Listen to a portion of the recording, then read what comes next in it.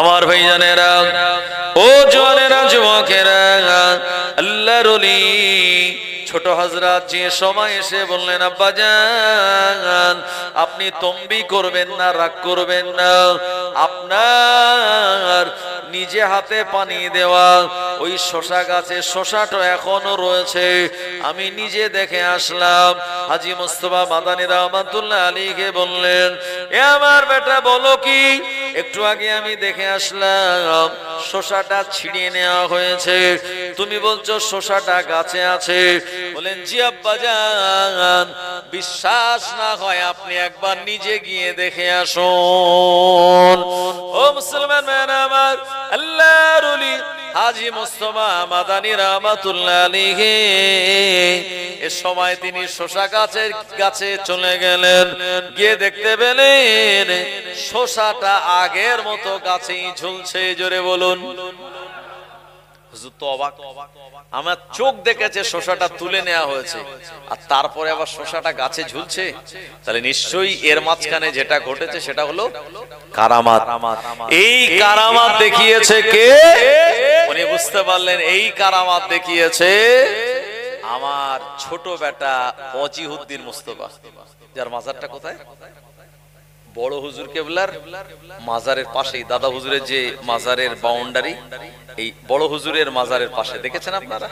অনেকে মাজার জিয়ারাত করতে যান কিন্তু এগুলো খেয়াল করেন না আপনারা। আমার ভাইজানেরা, হাজী মুস্তাফা মাদানী রহমাতুল্লাহ আলাইহি তিনি বুঝতে পারলেন এর মাঝখানে যে কারামাতটা ঘটিয়ে দিয়েছে এটা অন্য কেউ নয়, আমার ছোট বেটা এমন কারামাত ঘটিয়ে দিয়েছে।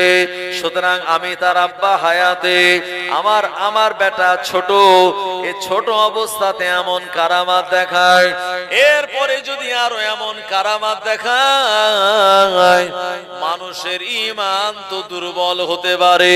ও আমার ভাইজানেরা, মানুষ ফিতনার ভিতরে পড়ে যেতে পারে। হুজুর এটা মনে করে ভাবলেন, না না না, বাপ সে বেটা বাড় গিয়া। আল্লাহর ওলি হাজী মুস্তাফা মাদানী রহমাতুল্লাহ আলাইহি বললেন, এ আমার ছোট বেটা, তুমি গোসল করে নাও, ওযু বানিয়ে নাও।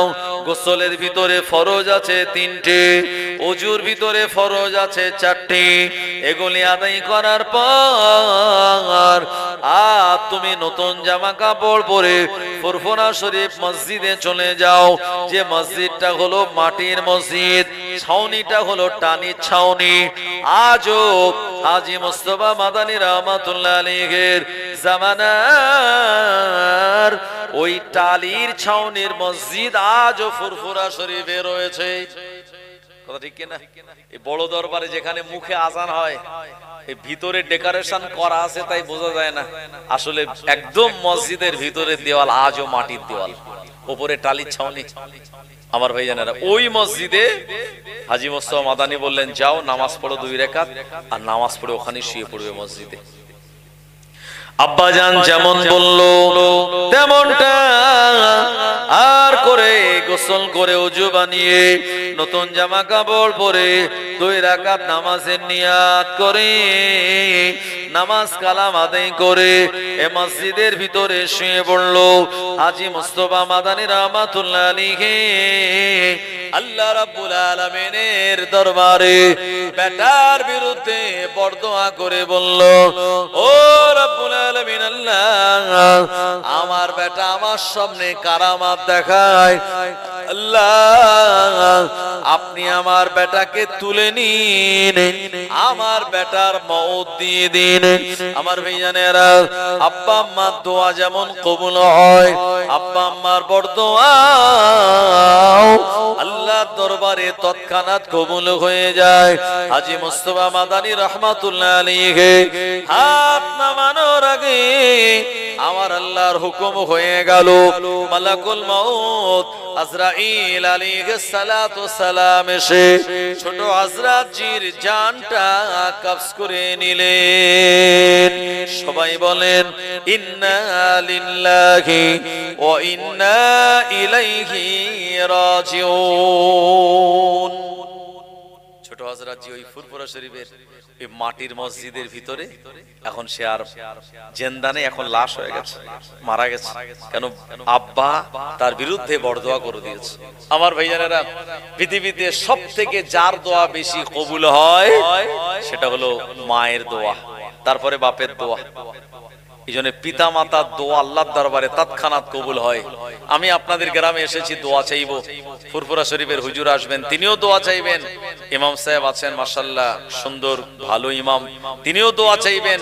তবে কবুল হতে পারে, নাও পারে, কোনো গ্যারান্টি নেই। আপনার মা আপনার জন্য দোয়া করবে, 100% এর বেশি গ্যারান্টি আল্লাহ এটা কবুল করে নেন। छुरे बोलून, माँ तो जन्नत का फूल है, प्यार करना आपका उसूल है, दुनिया का हार मोहब्बत फजूल है, और बाप माँ की हार दुआ अल्लाह की दरबार में कबूल है। माँ को नाराज करना इंसान तेरी भूल है, और माँ की कदम के मिट्टी जन्नत का धूल है। जोरे बोलबेन ना सुभान अल्लाह।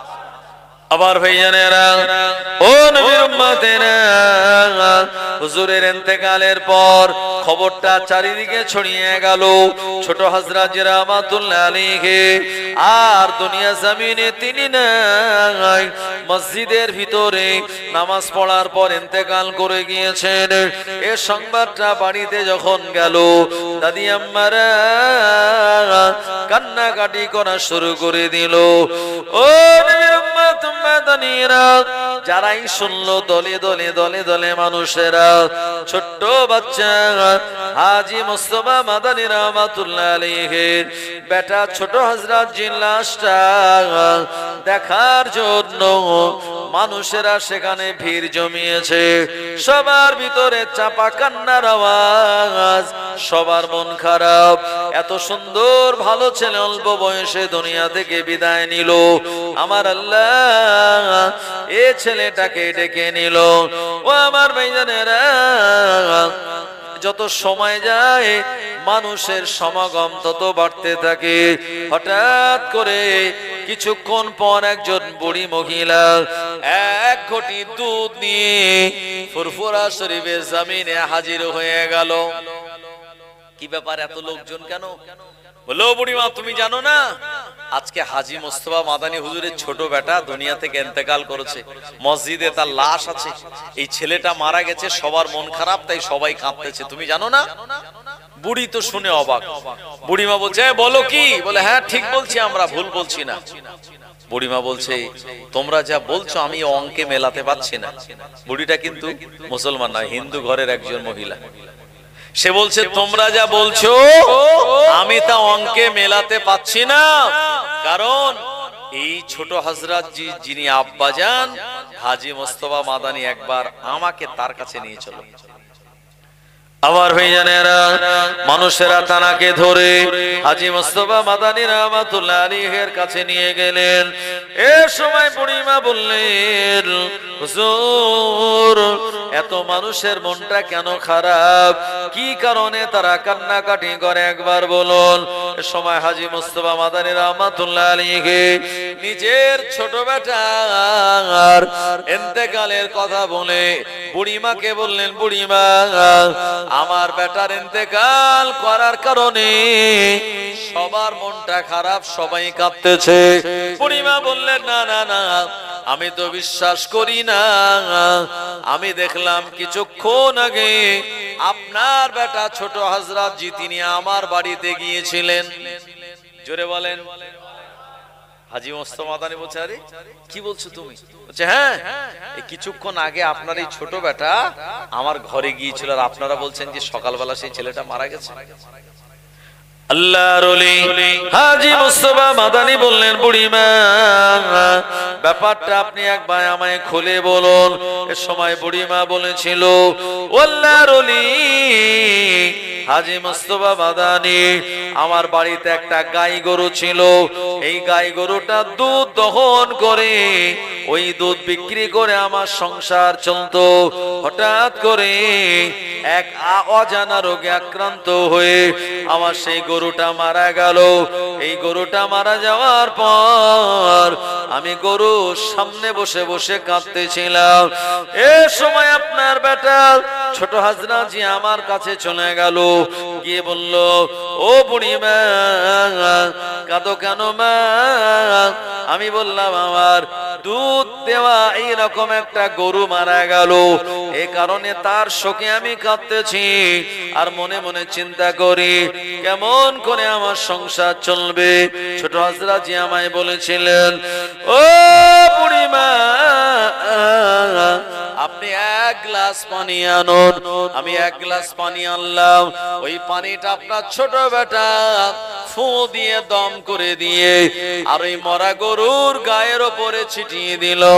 মরা গরুর গায়ের ওপরে ছিটিয়ে দেওয়ার পর আল্লাহ তাআলার কাছে দোয়া চাইল, আর এই দোয়া কবুল হয়ে আমার সেই মরা গরুটা জিন্দা হয়ে যায়। আরো জোরে বলেন সুবহানাল্লাহ। ও আল্লাহর ওলি ছোট হযরত জি গরুটা জিন্দা হওয়ার পর এমন করে আমায় বলল, বুড়িমা তোমার কি আর কোনো পেরেশানি চিন্তা আছে নাকি? আমি বললাম, না না না, আমার আর কোনো চিন্তা পেরেশানি নাই। ও আমার ভাইজানেরা, এই সময় ছোট হযরত জি বললেন, বুড়িমা এই গরুর দুধ আপনি দহন করেন। এই গরুর দুধ দুই একটা ঘটি করে আপনি ফুরফুরা শরীফের জমিনে চলে যাবেন। ওখানে আমার আব্বা জান রয়েছেন হাজী মুস্তাফা মাদানী রাহমাতুল্লাহ আলাইহি, তানার কাছে এক ঘটি দুধ আপনি পৌঁছে দেবেন। আর আমার আব্বা জানকে বলবেন, আমার আব্বা জান যেন আমার জন্য দোয়া করে। এই কথা হাজী মুস্তাফা মাদানী হুজুর এই বুড়িমার কাছ থেকে শুনেছে। আর হুজুর চিন্তা করছে, ছেলে তো আমার ইন্তেকাল করলো অনেক আগে, আর এই বুড়িমা বলছে একটু আগের ঘটনা। তার মানে আমার বেটা যে ঘটনাটা ঘটিয়েছে এটা রুহানি হালাতে। ভাই আমাদের আকীদা বিশ্বাস, নবীজি তিনি চাইলে আল্লাহ পাক তাকে এই জায়গায় হাজির করাতে পারেন। জোরে বলেন সুবহানাল্লাহ। নবীজি তো ইন্তেকাল করেছেন, কিন্তু রুহানি হালাতে তিনি এখানে আসতে পারেন। ফুরফুরা শরীফে আল্লাহর নবী একাধিকবার তার সাহাবে কেরামদের নিয়ে এসেছিলেন। জোরে বলেন সুবহানাল্লাহ। ফুরফুরা শরীফের মাটি তো এই জন্যই পবিত্র মাটি আমার ভাইজানেরা। তো একটি হলো ফানা ফিল্লাহ, আল্লাহর জন্য ফানা হয়ে যাওয়া। আল্লাহর ওলিরা যখন ইন্তেকাল করে তাদের ইন্তেকালটা এমনি দুনিয়ার কোনো কারণে হয় না, তাদের ইন্তেকালটা বেশিরভাগ ইন্তেকাল আল্লাহর ইশকে মহব্বতে হয়।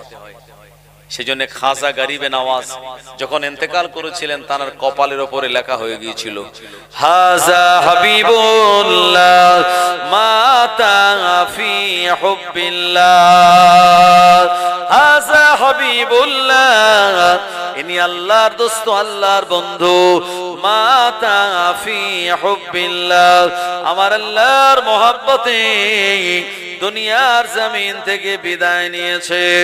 ও নবীর উম্মতেরা, এটাকে বলে ফানা ফিল্লাহ। আর রূহানি হালাতে যেটা তানারা দেখান এটাকে বলা হয় বাকা বিল্লাহ। ও আমার ভাইজানেরা, ছোট হযরত জিল্লাসটা ওই ফুরফুরা শরীফের মসজিদে থাকলেও রূহানি হালাতে ওই বুড়ি মহিলার বাড়িতে গিয়ে আবার কারামাত দেখিয়েছে। একদিকে ছিঁড়ে নেওয়া শসা গাছের সঙ্গে লাগিয়ে দেওয়া কারামাত, আবার পানি ছিটিয়ে মরা গরুকে জিন্দা করে দেওয়া, এটাও কারামাত। এ সময় হাজী মুস্তাফা মাদানীকে বুড়ি মহিলা বলল, হুজুর আপনার বেটা আপনার জন্য হাদিয়া হিসাবে এই দুধ পাঠিয়ে দিয়েছে, আর আপনাকে বলে দিয়েছে আপনি যেন আপনার বেটা ছোট হযরতের জন্য দোয়া করেন। ও নবীর উম্মত উম্মতানিরা, এ কথাটা শোনার পর হাজী মুস্তাফা মাদানী রাহমাতুল্লাহ আলাইহি আর নিজেকে ধরে রাখতে পারলেন না, তার চোখ দিয়ে ঝরঝর করে পানি পড়তে লাগে।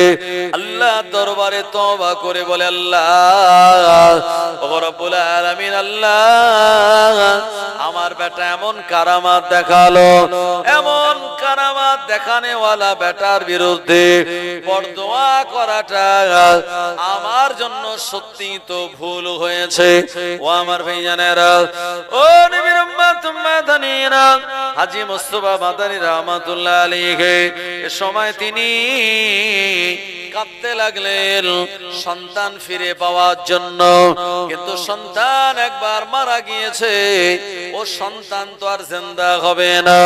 ফুরফুরা শরীফে দাদা হুজুর কিবলার মাজার যেখানে, তার থেকে কয়েকশো বছর আগে ওই জায়গাতে আল্লাহর ওলি ছোট হযরত জি রাহমাতুল্লাহ আলাইহির মাজার দিয়ে দেয়া হলো। ও নবীর উম্মত মাদানীরা, আমার ভাইজানেরা, এই জায়গায় মাজার দিয়ে দেওয়ার পর আল্লাহর ওলি হাজী মুস্তাফা মাদানী ওই দিন থেকে কান্নাকাটি করা শুরু করলেন। আল্লাহ আমার বেটার বিরুদ্ধে বরদোয়া করা আমার ঠিক হয় নাই, আল্লাহ আপনি ওই রকম বেটা আবার আপনি পাঠান। আল্লাহর ওলি হাজী মুস্তাফা মাদানী আল্লাহ দরবারে কান্নাকাটি করে বটে, কিন্তু আমার আল্লাহ দরবারে তার এই দোয়া কবুল হয় না। ও নবীর উম্মত মাদানীরা, কয়েকটা বছর পেরিয়ে গেল। হাজী মুস্তাফা মাদানী রাহমাতুল্লাহ আলাইহি অনবরত তিনি কাঁদতে লেগেছেন। একটা সময় আমার আল্লাহর রহমতে দরিয়াতে জোশ মারল, আর হাজী মুস্তাফা মাদানী দোয়া আমার আল্লাহ কবুল করে স্বপ্ন যোগে ইলহামের মাধ্যমে জানিয়ে দিলেন, এ বাবা হাজী মুস্তাফা মাদানী, তুমি যদি তোমার বেটার বিরুদ্ধে এমন বরদোয়া না করতে, আমি আল্লাহ তোমার প্রতিটা বংশের ঘরে এমন আওলাদ দিগকে পাঠিয়ে দিতাম। এ হাজী মুস্তাফা মাদানী, যেহেতু সন্তানের বিরুদ্ধে তুমি বরদোয়া করে দিয়েছো, তাই আমি আল্লাহ তোমার ঘরে এখন নয়, এখান থেকে 8 পুরুষ পর তোমার ঘরে আর একটা যোগ্যতম সন্তান আমি দেব। উনি আর অন্য কেউ নন, আমার ভাইজানেরা, যোগ্যতম একজন সন্তান আমি তোমার ঘরে দেব। উনি আর অন্য কেউ নন, তানার দোয়ার ফসল হলো ফুরফুরা শরীফের মুজাদ্দিদুজ জামান আমিরুস সুনিয়াত আলা হযরত দাদা হুজুর রাহমাতুল্লাহ আলাইহি। জোরে বলুন, আরো জোরে বলেন সুবহানাল্লাহ। ভাই ইব্রাহিম নবী আমাদের নবীর আগমনের জন্য দোয়া চেয়েছিলেন কাবা শরীফ নির্মাণ করতে করতে। রব্বানা ওয়াবাস ফীহিম রাসূলাম মিনহুম ইয়াতলু আলাইহিম আয়াতিকা ওয়া ইউআল্লিমুহুমুল কিতাবা ওয়াল হিকমা। ও রব্বুল আলামিন, আল্লাহ এমন একজন রাসূলকে আপনি প্রেরণ করুন যে নবী দুনিয়া জমিনে মানুষদেরকে জ্ঞান আর হিকমতের শিক্ষা দেবে। ও আমার ভাইজানেরা, এজন্য আমার আল্লাহ ইব্রাহিম নবীর দোয়া কবুল করে তার বংশে আমাদের প্রিয় নবী মুহাম্মদুর রাসূলুল্লাহকে পাঠিয়ে দিয়েছিলেন। একবার প্রাণ খুলে বলুন সুবহানাল্লাহ।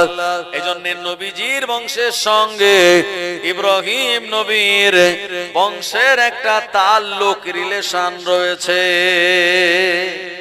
আমাদের নবীর আব্বার নাম আব্দুল্লাহ, আব্দুল্লাহর আব্বার নাম আব্দুল মুত্তালিব, আব্দুল মুত্তালিবের আব্বার নাম হাশিম, হাশিমের আব্বার নাম আব্দে মানাফ, আব্দে মানাফের আব্বার নাম কাব, কাবের আব্বার নাম কুসাই, তার আব্বার নাম মুররা, তার আব্বার নাম ফিহির, তার আব্বার নাম মালিক, তার আব্বার নাম গালিব, তার আব্বার নাম মান, তার আব্বার নাম আদনান, তার আব্বার নাম ইসমাইল জবিহুল্লাহ।